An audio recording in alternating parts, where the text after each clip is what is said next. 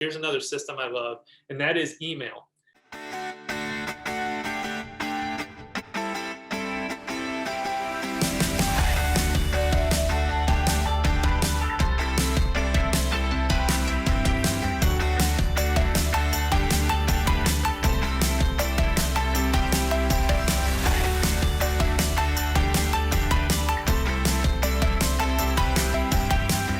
And I know this one, you're like, Derek, come on, everyone uses email. I get it.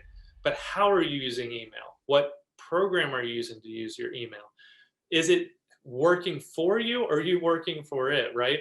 So we can go on a long debate about which email software everyone's using and why they're using it. But I'm just going to tell you a few little tips here on how to choose one to help have it work for you. Now, here's the first email system tip I can tell you. Whatever company you're working for out there, unless you own the brokerage, do not use their .com name.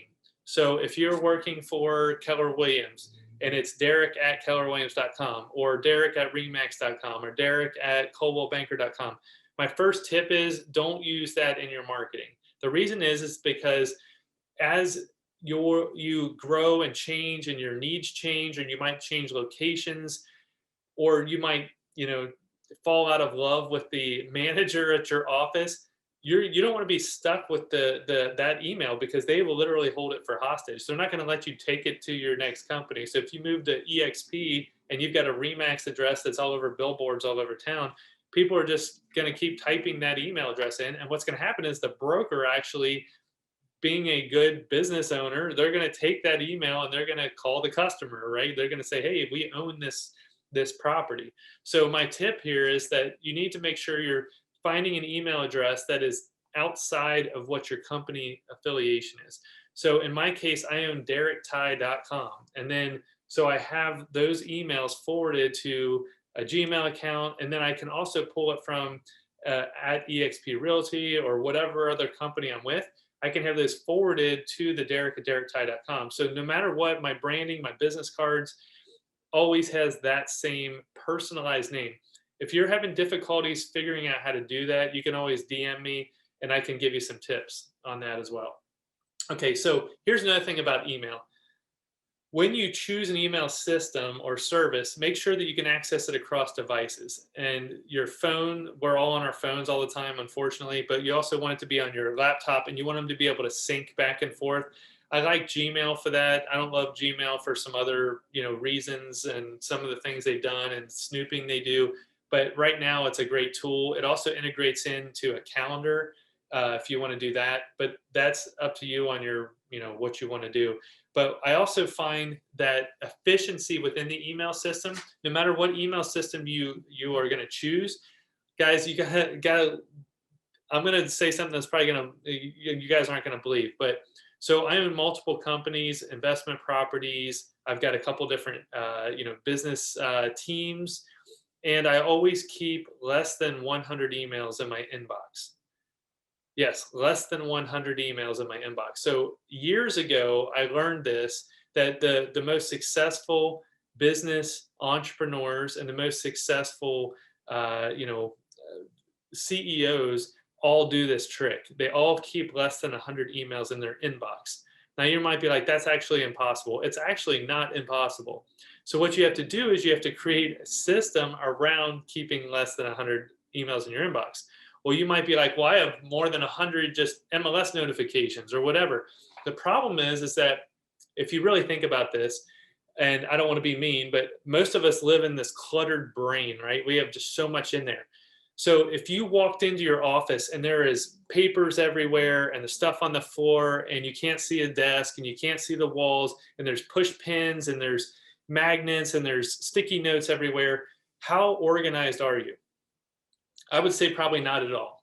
And how can we effectively run our life and business if that's what our email looks like? There's notifications on the, sale at the, car lot down the street, and we've got, vacation, reminders for a year from now from Cancun vacations that we may not go on.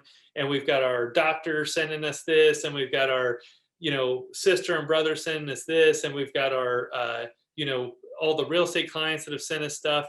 And a year's worth ago, like documentation coming in on, a property we sold. The problem is, guys, we have to stay on top of it. We have to stay organized. When I started this project, I had 10,000 emails in my inbox. So I get it. I understand. When I started going through those messages, I realized that 90% of them were completely irrelevant for my today duties for my clients. So what I started doing is I came up with a little system, which I'm going to share with you. So the first part of the system is that I make a quick decision about the emails when they come in. So I either delete them if they're not relevant. I file them in an individual file for storage, and I have a couple like team or coaching or health or vehicles or whatever. So I know that they're safe. I also have an archive button if I'm not sure like what category, but I just want to make sure they're not deleted forever. I can archive them. And then the other category is I forward them. And when I forward them, I'm delegating whatever that thing is that came in to somebody else. Now, a lot of people, again, this is part of the people leverage chapter that we talked about last week. You have to have people in your life that are willing to take on that, whatever that is. So it might be an administrative assistant with a marketing thing that has to happen. It could be a client that has a need for setting up a closing, and I don't handle that. I have a transaction coordinator that does it. So I literally forward that email. I got another one from a lender today, and it said, hey, is it going to be this or this on the contract? I forward that on to my transaction coordinator. And you might be like, Derek, I don't have those people in place yet. Well, you need to, because when you start being able to delegate those tasks off, guess what I can do? I can do this. I can coach you. I can mentor another agent. I can grow my business. I can contact one more client that I may not have had time to do. And guess what? I can find emails very quickly because I keep less than 100. So what I do is once I've created that system, and I can every day I check them about twice a day, in the morning and in the evening before I get off of work about 5:30. And what I do is that I try to make sure that those items that are left, that top 100, are more of like a to-do list. It's like, I really need to follow up with this person to get this thing done. So if it's still in my inbox, then it's probably important and I need to get it done. So then I start at the bottom, the oldest one, and then I kind of start picking those off and then so this is a daily process.